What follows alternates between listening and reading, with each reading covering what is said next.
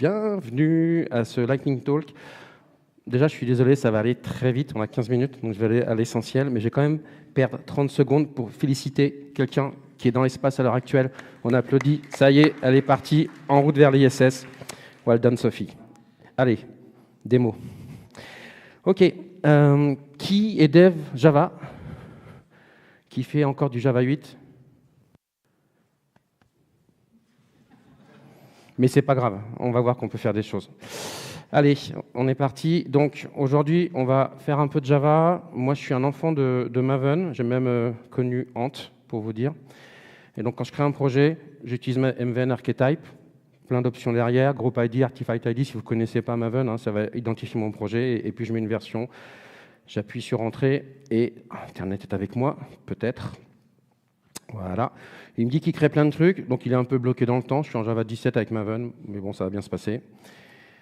Et pour aller voir un peu ce qu'il m'a créé, on va voir ici une arborescence typique que vous connaissez certainement, vous faites du Maven. J'ai un machin.mvn avec des fichiers dedans, on va dire que j'en ai besoin.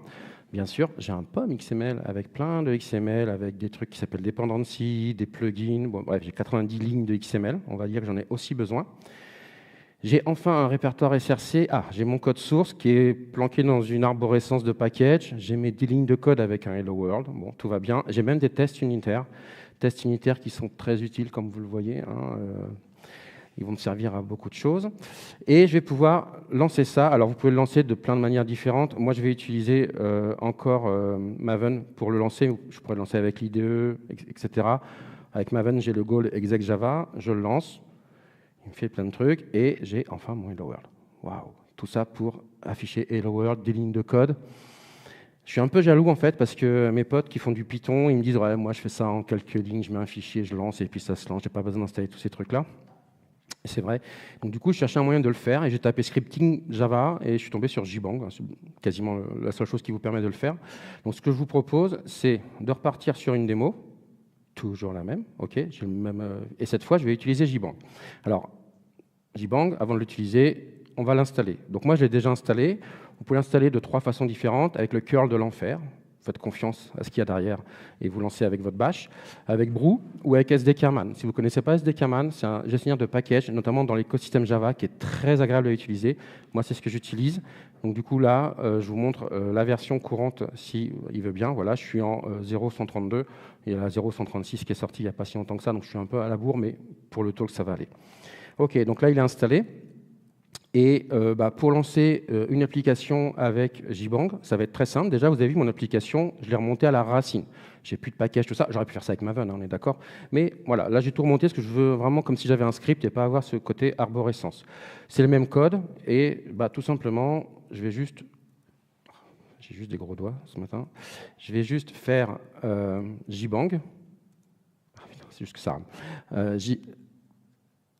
Je refais. Voilà, jbang app.java, d'accord? Et ça me lance le script. Donc là, je n'ai pas la phase de Maven, je n'ai pas la phase de compilation, ça me fait tout ça. Et en réalité, vous vous demandez peut-être ce qui se passe derrière. La jbang, il triche un petit peu. Enfin, il triche. Non, il ne triche pas forcément, mais vous allez tout de suite comprendre. Si je modifie ici, je mets un peu d'autres caractères. Je le relance. Et on va voir qu'il build un jar, en fait, jbang. Donc, il prend votre code source, il le compile, il build un jar et il lance. Bon. Ça se discute, mais en tout cas, ça fonctionne. Sauf que là, je fais JBang une application. Un script, moi, je veux le lancer directement dans mon terminal. Pour ça, la première façon de faire, c'est utiliser un shebang. Alors, rien à voir avec JBang. C'est juste que ça faisait marrer le créateur d'appeler JBang en faisant croire que ça avait un rapport avec... Enfin bref, je vous laisse finir. Donc, rien à voir. C'est sur un système type Linux, macOS, vous pouvez utiliser le shebang. Donc, vous rajoutez cette commande en en-tête de votre fichier. Votre fichier texte, vous le passez en exécutable. Et donc, ce qui va se passer, c'est que ça va être exécuté au début de votre fichier. Donc là, il va exécuter quoi? Il va exécuter la commande JBang sur mon fichier. Donc, exactement comme j'ai fait tout à l'heure. Donc l'avantage de JBang, c'est que déjà, je peux utiliser du shebang. Donc, cette fois, j'ai toujours, on va le voir, ma notation Java. Donc, j'ai un A majuscule, c'est un peu bizarre pour un script, mais vous voyez, je lance mon script app.java. Donc là, j'ai déjà une expérience de scripting que je trouve sympa. Mais Est-ce qu'il y en a parmi vous qui font au-dessus du JDK11? Vous m'avez dit que vous faites un peu de plus du 8, plutôt du JDK11. Est-ce que ça vous parle, le launch single file? C'est bien. Donc en fait, ce que je suis en train de vous vendre, donc je vous montre ici, c'est le même, je vais juste appeler APP-LSF, hein, on est d'accord? Là, j'ai mis un Shebang, mais j'y reviendrai après. Et ce truc-là, jusqu'à maintenant, je l'ai lancé avec Shebang, le nom du fichier. Hein. Ben, je vais faire la même chose, mais je vais utiliser Java. Et j'ai l'impression que ça va vachement plus vite. Mais peut-être qu'en fait, il se passe des choses. Donc, je vais faire comme tout à l'heure. Je vais faire ça. Et puis, je le relance. Ça va toujours plus vite. Donc, je suis en train de vous faire un talk sur JBank qui fait du scripting parce que je n'ai pas besoin de le compiler. Ça existe depuis Java 11. Donc, tous ceux qui font du Java 11 et supérieur depuis des années, vous pouvez faire du scripting en Java. Parce que du coup, là, j'ai rajouté mon Shebang ici. Donc, si je lance .app-lsf Java, ça va fonctionner comme pour JBank. Donc, en fait, tout ce que je vous montre, pour l'instant, JBank ne sert à rien. C'est l'avantage du talk sur JBank. Mais c'était pour vous dire, vous pouviez le faire déjà depuis très longtemps, sauf que c'est une feature qui est passée un peu à la trappe. Récemment, avec le JDK 25 et la JEP 458, ils ont rajouté la possibilité de faire aussi des appels de classes par composition. Si vous avez plusieurs fichiers Java, vous pouvez le faire. Par contre, il va me manquer un truc avec la partie justement launch single file.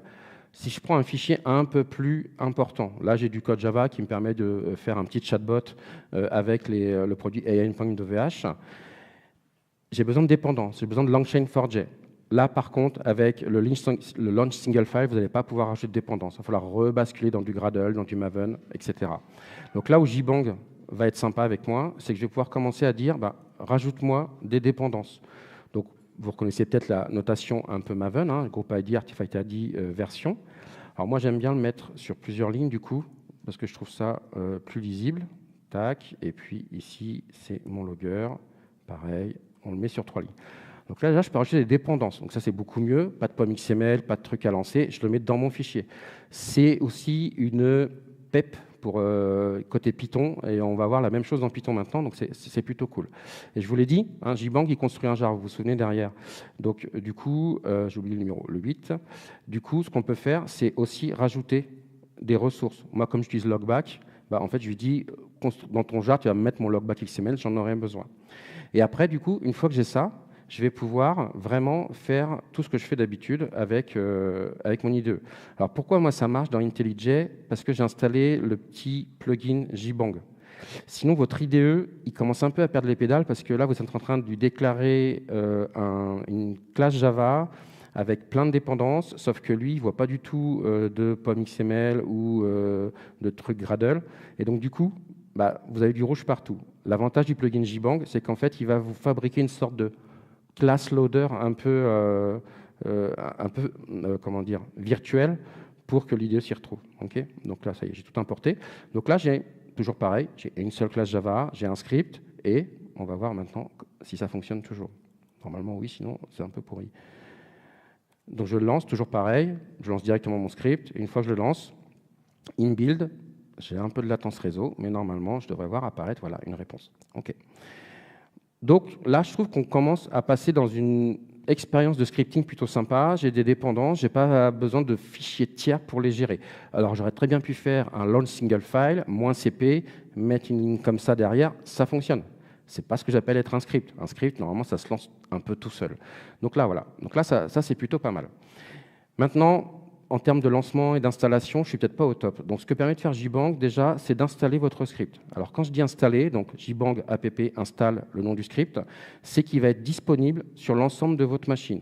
En fait, ce qui est caché derrière, c'est que JBank, dans ma home, il a un répertoire bin, il me fait un alias vers le script. Et du coup, si je le lance, ici, vous voyez, je vais vous montrer d'où je le lance. Donc là, je le lance de la racine de mon répertoire JBank. Donc là, j'ai plus de script. Ça fonctionne toujours grâce à cet alias. Donc là, j'ai un script global à ma machine. Mais du coup, je vous dis, JBank, il prend un fichier texte et il l'exécute. Du coup, je pourrais l'avoir n'importe où, ce fichier texte. On est d'accord. Typiquement, ici, c'est mon repo GitHub avec la démo que je vous fais aujourd'hui. J'ai mon jarvis.java et moi, je voudrais pouvoir le lancer. OK. Pas de souci. Là-dessus, JBank, c'est pareil. Lui, tant qu'on lui donne un fichier texte, il est OK. Donc, du coup, ce qu'on peut faire, c'est JBank et un chemin là où il y a un script. Et si je le lance de nouveau, ça va se lancer et il va me faire tout ce qu'il faut. Bon, c'est un peu pénible de se souvenir de toute la ligne, donc JBang vient avec une notion d'alias. Donc là, encore une fois, vous faites JBang alias add, le nom de votre alias, dans mon cas c'est jarvis-gh, là où il y a votre script, et du coup, une fois qu'il l'a créé, je vais pouvoir lancer cet alias comme si c'était un script local que j'exécutais. Bien sûr, je peux installer aussi cet alias comme une application. Donc ça, c'est plutôt sympa. Alors justement, pour pouvoir lancer des choses, il y a une notion de catalogue dans JBang. Catalogue, c'est en gros une liste d'alias disponibles que je peux lancer. Et là où c'est sympa, c'est qu'il y a une notion de catalogue distant. Donc là, c'est sur le repo de JBang, le repo officiel de JBang, pardon. Il y a des listes de catalogues officiels. On peut faire des PR pour le faire, etc. Mais on verra après comment on peut faire autrement. Mais donc, du coup, là, je dois avoir normalement un JBang catalogue.json avec dedans simplement la définition des alias, son nom, le script qui est pointé. Okay, donc pour utiliser ça, ce qu'il faut faire, c'est déjà lister tout ce qui est disponible. Donc là, il me fait une petite requête réseau, il me donne plein de trucs. Ce qui m'intéresse, c'est le JBang dev qui est ici, hein, ça c'est le catalogue de JBang, et lister les alias disponibles dans le catalogue remote. Okay, là, il me dit j'en ai plein. Il y en a un que j'aime bien, c'est HTTPD, qui est un peu planqué voilà, ici, parce qu'en Python, on a un peu la même chose. Et donc, pour le lancer, JBang, HTTPD, @ le nom du catalogue. J'ai un serveur HTTPD qui fonctionne sans que j'ai besoin de le créer. Je vous l'ai dit, les alias, on peut les installer. Et là, ça a tout un intérêt quand il vient de remote. Et donc, du coup, on va installer l'alias, tout simplement comme tout à l'heure, JBang app install, mon alias qui vient de JBang dev. Et du coup, là, je lance HTTPD sur la machine. J'ai un script qui fonctionne. En fait, il va juste lancer du Java. Donc ça, j'aime beaucoup. Si vous voulez créer votre propre catalogue pour distribuer votre script, bah, le plus simple, dans ce cas-là, c'est de créer un alias, donc JBang alias. Vous donnez l'endroit où vous voulez copier votre alias dans quel catalogue. Moi, je lui dis localement là où tu es. Toujours pareil, vous donnez le nom de l'alias. Et si je vous ouvre ça, il m'a créé un petit catalogue. Ce catalogue, moi, bah, vous doutez, je l'ai uploadé sur mon repo. Et donc, bah, si je veux l'utiliser, on va retomber exactement comme tout à l'heure. C'est-à-dire que je vais déjà ajouter mon catalogue remote à ma config locale. Donc pour ça, je fais JBang catalogue add. Et une fois que j'ai ça, si je rafraîchis ma liste de catalogue, j'ai mon petit catalogue qui apparaît ici. J'ai ma liste de commandes dans mon catalogue. Et, bien sûr, je peux installer ma commande de mon catalogue en local et la lancer. Okay, donc ça vous permet de distribuer votre script de manière très simple. Pour les 2 minutes qui me restent, je vous parle de script depuis tout à l'heure et je pars d'un truc qui est quand même très Java orienté. Hein, okay, public class, public void main. Alors, il y a 2 choses à faire. Si vous faites du JDK 25, vous avez peut-être entendu parler des enum class et du main simplification. Je ne sais pas le vrai nom, mais je ne me souviens jamais du nom. Si vous ne faites pas du 25, ce n'est pas grave. Avec JBang, vous pouvez lui dire mets-moi, par exemple, là, le 24. D'ailleurs, s'il ne le trouve pas, il va essayer de télécharger le 24 Temurin sur votre machine et active-moi le preview mode. Moi, j'ai de la chance, je suis en 25, donc j'en ai pas besoin. Okay, mais par contre, du coup, je voudrais un vrai script. Un script, moi, ma classe Java, je ne vais jamais l'utiliser ailleurs. Donc ça, j'en ai pas besoin. Le public class, ça ne me sert à rien. Alors, OK, j'ai des trucs qui ne compilent plus, mais ça, ce n'est pas bien grave. On va juste se récupérer ça, le mettre dans le main. OK, on vire ça parce que, du coup, je suis dans mon main. Là, on fait ça. Hop là. This.getClass.